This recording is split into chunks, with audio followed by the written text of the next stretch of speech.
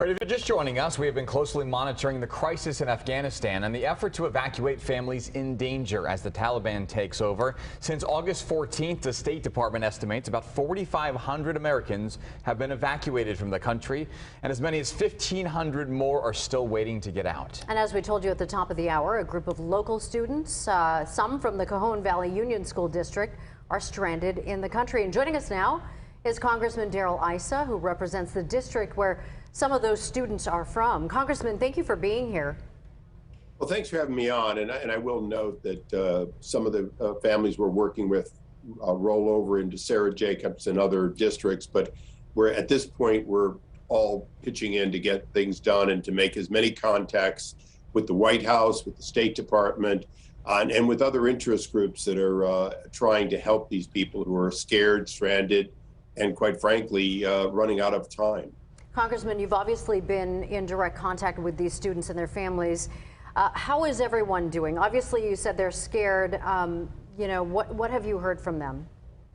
Well, the biggest challenge is that they're getting a lot of misinformation. They're being told that people have already been evacuated. They're being given numbers. You just mentioned 1,500.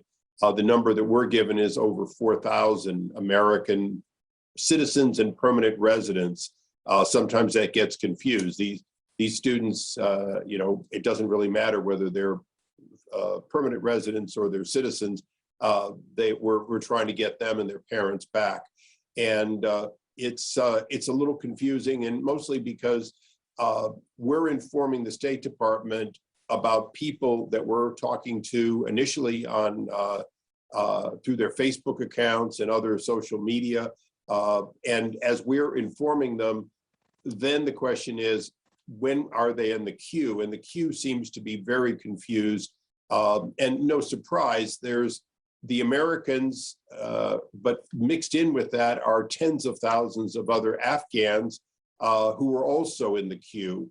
And this is becoming more and more of a problem. And of course, our information, we're working on the assumption that anyone identified as an Afghan, including American citizens of that ancestry, are going to be stopped after August 31st. The Taliban has said that they're going to stop allowing Afghans to leave, and we have high concern that they would consider dual nationals as Afghans. So that makes these more urgent. We pass that on to the White House, to the State Department, Department of Defense, and we are trying to get them raised where they need to be, because these would be logically people who would be specifically prohibited. So, Congressman, we talked to some folks who were involved in this process. They say that you and your office have been really helpful in this whole process. Can you help us understand what you can do within your position from here in the U.S. to try to expedite this process for these particular people who are here from our area and who you represent?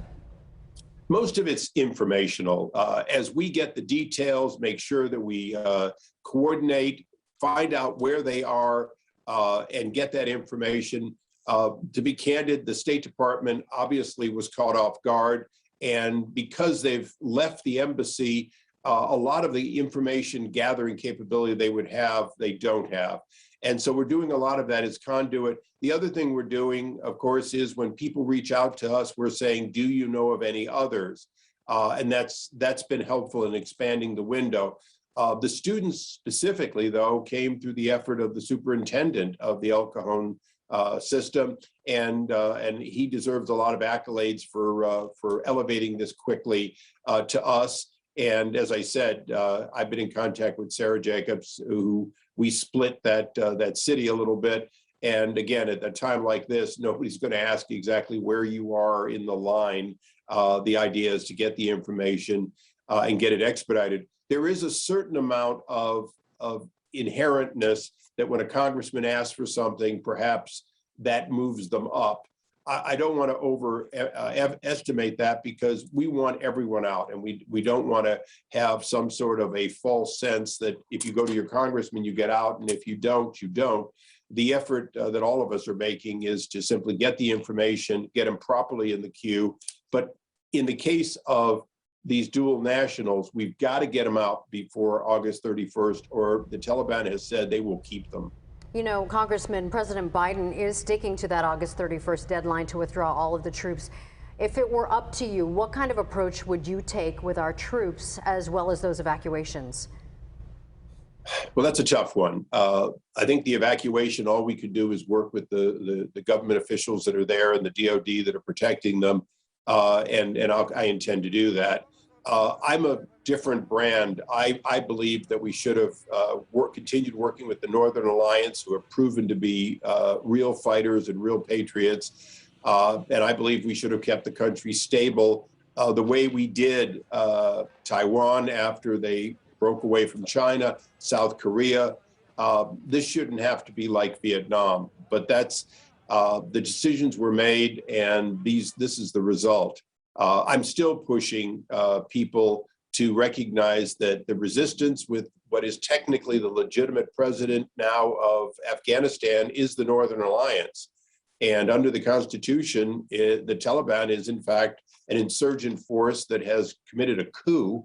And the lawful president is now the new president, the former vice president, is in the Northern Alliance area and is with generals and mounting, if you will, real insurgency. And I don't think that's going to quit quickly. But right now, he does not have American support, even though there's billions of dollars still available in congressional funding. So that's a distraction from today. And I think it is important to say we're working that, but at the same time, getting our people out now, particularly those who would be locked out of getting out later. And these children and their parents are very much that category. Congressman, as we talked to you about a week or so ago, there have been 4 presidents who have overseen this war. It was President Trump who set that withdrawal date of the beginning of May this year. It's President Biden who moved it back and is executing it as it is today. It's easy to Monday morning quarterback it, but at this point, what could we have done better? What could we do better now with this deadline now less than a week away? Well, again, the idea that Afghanistan was going to crumble and the Taliban was going to take over, and half of the population, that being women, were going to be repressed again into a 6th century type of world. I don't accept that, and I never have. I believe that we weren't going to change Afghanistan overnight, but we did have the ability for a relatively small amount of money and a very small amount of troops to maintain their ability. But that's now in hindsight. The real question is, are we also going to abandon those who are still fighting, the so-called Northern Alliance? And that's not yet decided. So what would I do differently? I would support the Northern Alliance. I would recognize that although the Taliban would like to be recognized, they've taken a country by force. The elected leadership of the country, half of them fled, the other half are fighting in 2 provinces of the country.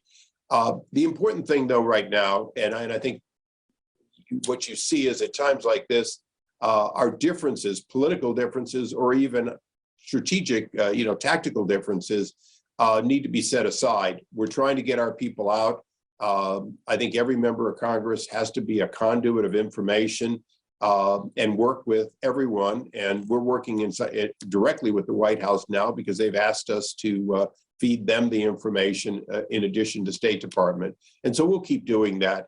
There'll be time for what we should have done later, but the 2 questions now are, how do we get our people out?